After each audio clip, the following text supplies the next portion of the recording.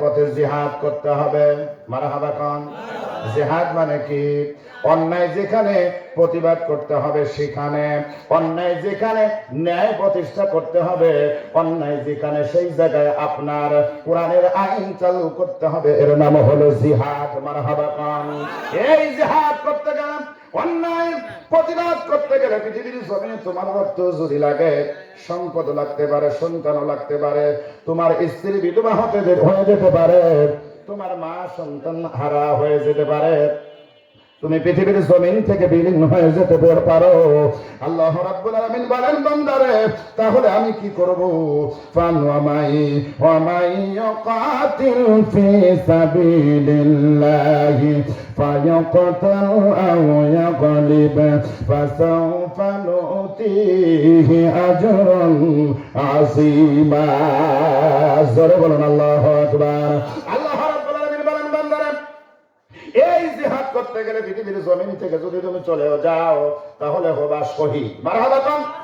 আর যদি বেঁচে থাকো গাজী হিসেবে আমি আল্লাহ কবুল করব। আর এই সকল প্রতিদান যিনি দিবেন তিনি কে? জোরে বলুন।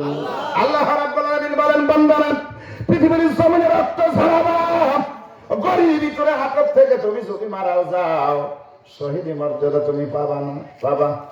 জোরে বলুন পাবা। দিনের জন্য, ইসলামের জন্য, ন্যায় প্রতিষ্ঠার জন্য তুমি যদি ময়দানে, মহাশর ময়দানে নেমে তোমাকে কেউ যদি গুলিও করে, পৃথিবীর জমিন থেকে কেউ যদি তোমাকে বিদায় করে দেয়, তাহলে পৃথিবীর জমিনে আল্লাহ, পৃথিবীর জমিনের মানুষগুলো কাঁদবে, আল্লাহ রাব্বুল আলামিন তোমাকে জান্নাত দান করবে। মারহাবা কোন? কিছুদিন পূর্বে আমরা দেখেছি এই উসমান হাদি ভাই, ঠিক না ভাই? ঠিক। দিনের জন্য, আপনার রাষ্ট্রের জন্য যে কথাগুলো বলেছেন, একেবারে পঙ্গপালের মতো কথা বলেছেন। জাতির জন্য মিথ্যার সাথে আপোষ তিনি করেন নাই, কিঞ্চিত পরিমাণ পিছপা হয় নাই।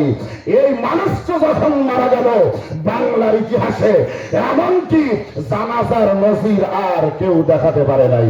জোরে বলেন ঠিক না বটে? এটা মানুষের ভালোবাসা। কিসের ভালোবাসা?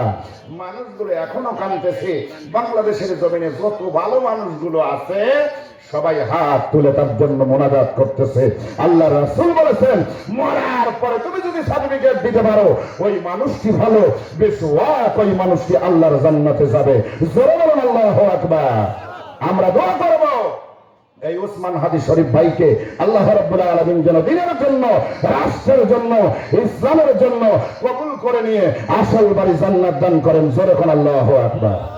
মুসলমান ভাইরা আমার শুরুতেই নেন, আল্লাহ রাব্বুল আলামিন বলেন, ইন্নাল্লাযীনা ইয়াশতারুনা বিআহদিল্লাহি ওয়া আইমানিহিম তামানান ক্বালীলান উলাইকা লা খালাকা লাহুম ফিল আখিরাতি ওয়া লা ইউকাল্লিমুহুমুল্লাহু ওয়া লা ইয়ানজুর ইলাইহিম ইয়াওমাল কিয়ামাতি ওয়া লা ইউযাক্কিহিম ওয়া লাহুম আযাবুন আলীম। আল্লাহ রাব্বুল আলামিন বলেন বান্দারা, এই পৃথিবীর জমিনে ইন্নাল্লাযীনা ইয়াশতারুনা বিআহদিল্লাহ, পৃথিবীর জমিনে আসার পূর্বে আমরা রূহ জগতে ছিলাম, সবাই এক জায়গায় ছিলাম, ঠিক না ঠিক ভাই? এই রূহ জগতের ভিতরে আল্লাহ রাব্বুল আলামিন ডেকে ডেকে বলেছিল, রূহ জগৎ, পৃথিবীর জমিনে এমন একটি জায়গায় যাবা যেই জগৎটা হবে তোমার হায়াত হবে 70 বছর, 80 বছর, 100 বছর, 120 বছর, 110 বছর। এই পৃথিবীতে তোমরা বাঁচবা। আর রূহ জগৎ, কিন্তু জেনে যাও, আলাস্তু বিরাব্বিকুম, আমি কি তোমাদের রব? রূহ জগৎ বলেছিল, ক্বালু বালা, হ্যাঁ আপনি আমাদের রব। মারহাবা কোন? শুধু আমি নয়, শুধু আমার এই উস্তাদ নয়, পরামালিক নয়, সবাই আমরা বলেছিলাম আল্লাহ আমাদের রব। সুবহানাল্লাহ হবে না? কারণ এই বডির ভিতরে একটা রূহ আছে, এটা হলো আমার। আপনার ভিতরে যেটা আছে সেটা হলো আপনার। আমার রূহ দিয়ে আপনাকে বাঁচানো যাবে না, আমার আত্মা দিয়ে আপনাকে বাঁচানো যাবে না। আমার ব্রেন দিয়ে আপনার ব্রেন ওয়াশ করে কথা বলানো যাবে? যার যার তার ঠিক না ঠিক ভাই? আমরা বলেছিলাম আল্লাহ, আল্লাহ বলেছিলেন আলাস্তু বিরাব্বিকুম, আমরা বলেছিলাম ক্বালু বালা।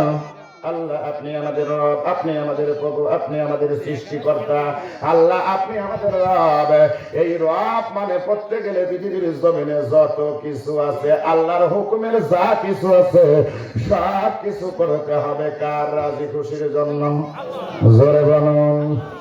এই প্রতিশ্রুতি দিয়া আল্লাহর কাছ থেকে আমরা আসলাম, আল্লাহকে বললাম ক্বালু বালা, আপনি আমাদের রব, আপনি যা করবেন পৃথিবীর জমিনে আমরা তাই মানব।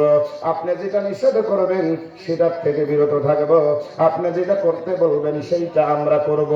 আপনার জন্য যেটা নিষিদ্ধ করবেন মানুষের জন্য সেটার থেকে আমরা একেবারে সরে থাকবো।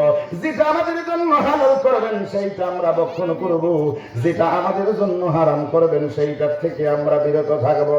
এখন যদি আল্লাহর বিরোধিতা করি, সেই জন্য আল্লাহ পাঠিয়েছে মহাগ্রন্থ আল কোরআন। মারহাবা পান। এখন ভাইরা প্রশ্ন করলে বোঝা যাবে আপনার অন্তরের ভিতরে আপনি খেয়াল লাগান, আপনার আমলের ভিতরে আপনি একটু চিন্তা ভাবনা করেন। পৃথিবীর জমিনে যা কিছু করতেছি আমরা কি আল্লাহ রাজি খুশির জন্য? জোরে বলুন।